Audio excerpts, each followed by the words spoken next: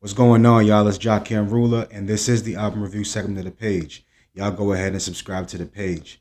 Right now, we are doing a throwback session. This is 25 years. We are 25 years into the new millennium, y'all.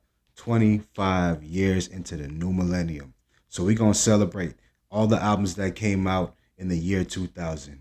And first up on my list, Busta Rhymes Anarchy. Yeah, I said it. Busta Rhymes Anarchy. Now, my boy Busta Rhymes been out for at least 35 years, if you want to call it that shit. More than that, with leaders of the new school and all that shit. So, yo, shout outs to Busta Rhymes for the longevity, man. But right now, we're going to talk about the one that dropped in the year 2000, Anarchy.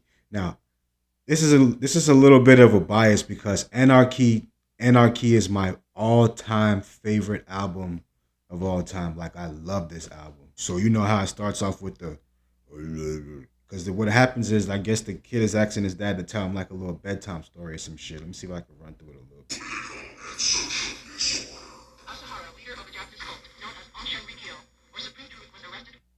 Yeah, you see it. Oh, that shit just gave me chills because it was brought me back to ninth grade and shit.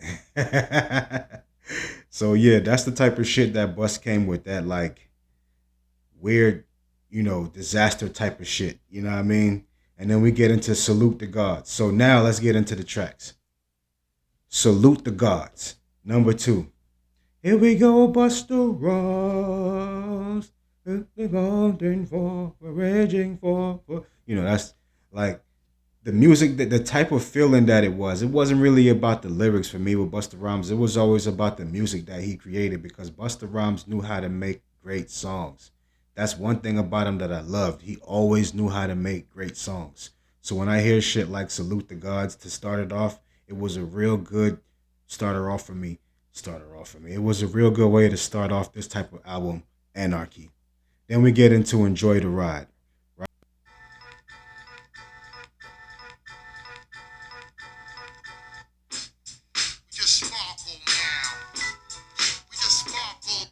All my party people, we need to come inside.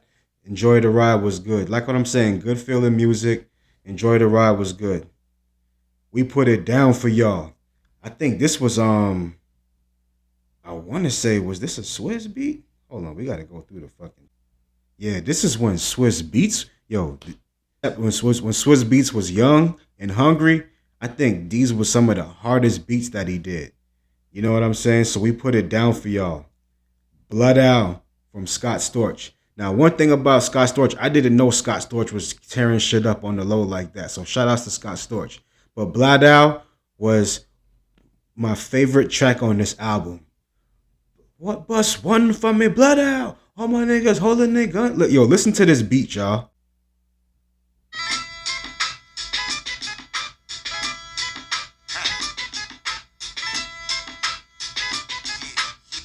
Yo, like I gotta say, bro, that one of my favorite joints on this motherfucking album. And then we get into street shit with Just Blaze. Hey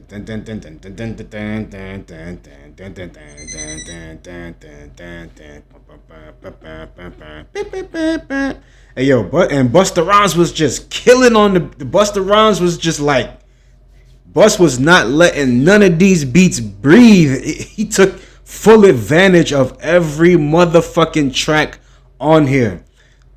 Y'all just gotta go ahead and listen to Anarchy real quick. But let's keep running through these songs, man.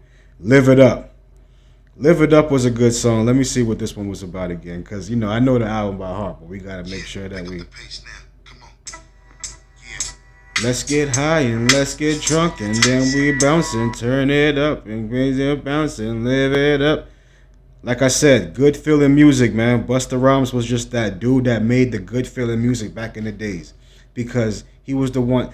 That's what the type of music that he made. Shit to unwind to, shit to be in the club to, shit to just. He made shit for you to smack somebody too. But he wasn't really on that type of shit to me. He was just a good feeling type of music, real animated. A break from the gangster shit, a break from the you know what I'm saying, just a good feeling type of dude, you know what I mean? Now when we get into Fire, that was like him stepping outside the box and doing something rock and roll type creative, just da da Off Busta Rhymes. We got the fire now. Come on. Hey, come on, wait. Like Fire was that rock and roll track that just burnt dun dun dun dun dun. It sounded, that shit was crazy though, man. But you know what? For me back in the days, man, that was the one. You know what I'm saying? It did something for me. Like I said, man, it's one of my favorite albums.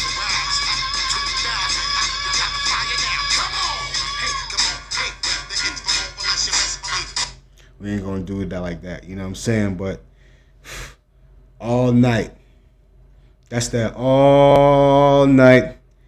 Swizz Beatz again. Yo, like I said, Swizz Beatz gave him the fire. I don't know why. Like, yo, Swizz Beatz gave him the fire. That's probably what made this album like good for me.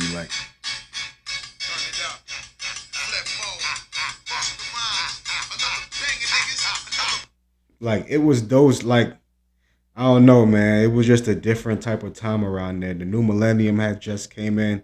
Niggas was feeling theyself. These fucking 70s babies was feeling theyself a little bit too much. So they figured, man, let me get out here and just make some good music. Which y'all did, though, man. Shout outs to Busta Rhymes. Show me what you got. Show me what you got for me. Yeah, that was a good one. Yo, man, so Get Out was like a dope-ass single. One of my favorite songs from Busta Rhymes, which I feel like is a single that's been slept on. But I feel like if that shit plays, maybe not in the club, obviously, but like within a group of hip hop heads, like niggas would be like, "Oh shit, yeah, I remember this." If they don't, you know what I'm saying? But this will wake niggas up when they hear this shit. You know what I'm saying? This shit to me, it'll wake niggas back up. Like, oh yeah, I remember this Busta Rhymes track, man. This shit was dope. It'll just bring niggas back to life about it. But right here, the heist. This is when this is the first time I heard Rock Marciano. You know what I'm saying? This one had Raekwon the Chef. We ain't gonna do that. This had Raekwon the Chef, Ghostface Killer, and then it had Busta Rhymes. And this was the first time I heard Rock Marciano spit. And I was like, yeah, he's a good fit. I didn't know that he wasn't with Flip Mode. He was just an affiliate. But for him to get that Wu-Tang feature so early in the game, man, shout outs to Rock Marciano. So to the bus shit. So the heist was like a storytelling about a heist where they just came through a mafioso rap that you know how Ghost and Ray do Ragu with Busta Rhymes. I remember when they did a Wu-Tang Cribs, Busta Rhymes was rapping this verse on Wu-Tang on the Cribs that Wu-Tang was doing when they did the Cribs in California, when they were showing off the house in California. A Trip Out of Town. A Trip Out of Town was him telling a story about, some drug shit and going out of town with it and a whole bunch of shit. It was a nice little story. This is back when storytelling was in hip hop. No, T Grizzly is still keeping that shit going, so I'm not gonna say niggas ain't storytelling no more, but and Sauce Walker too. But this is when storytelling was like a must on your album. Like you had to have, not really a must, but there's always niggas always had a story to tell on their album somewhere, somehow. You know what I'm saying? So A Trip Out of Town was it. A Trip Out of Town was that one. Plus it was like a movie thing. So at the end niggas was like, cut. That's a good acting, y'all. That's some good acting. You had all the clapping. So Busta Rhymes always had that flavor of knowing how to make a song a song. How Much We Grew was about him. That was a biography of Busta Rhymes. How Much We Grew.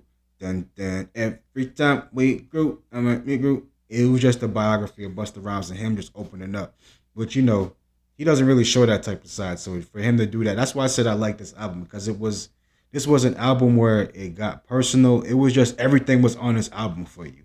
You know what I mean? This probably was commercially his best album. Here we go again.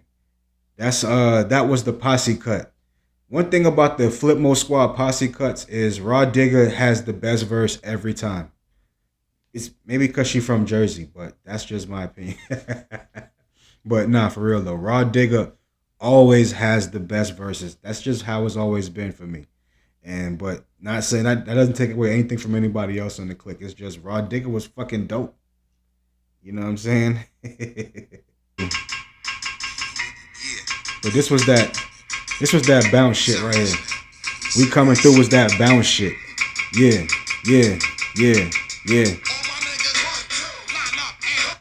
It was just a different time for me. Now, come on, all my niggas. This is that fast shit that niggas was supposed to be on. That fast shit that y'all think Busta Rhymes is on now is cool, but that shit is whack compared to the fast shit that he was doing back in them days when he was actually putting wordplay and metaphors into it. Now he's just saying a bunch of words real fast, and y'all niggas is back then. It was so dope, and he would just like the nigga was just sliding with the fast shit. And it wasn't nostalgia because I actually went back and I was listening to it. And I'm like, nah, he was spitting. He was spitting. It's just now it's cool. But Anarchy, man.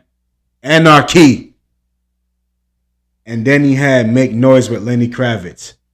And I think that was a dope track too. Lenny Kravitz came through with the rock and roll. You know, you kept the rock and roll shit going.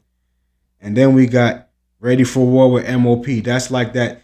It was like a chant, like a celebration chant type of war chant type music with that one. Cause you know MOP brings that energy, and then Busta Rhymes got that energy. So it was like a war chant type music. You know what I'm saying? So when you know what I'm talking about. Now, Why We Die with DMX and Jay-Z. Busta Rhymes, DMX, and J fucking Z, man. All on the track together. I mean, like this song was a this song was like one of them like victory songs, but it was like it's what you expected it. When you hear the song, it's exactly what you expect it to be, and that's why I like it too. Like it's not out of the ordinary. It's just exactly what you expect it to be. And then we get into Anarchy, and then that's the last track, and then it goes into the outro. But y'all go ahead and check out Anarchy, man. This is Jakim Ruler. Peace.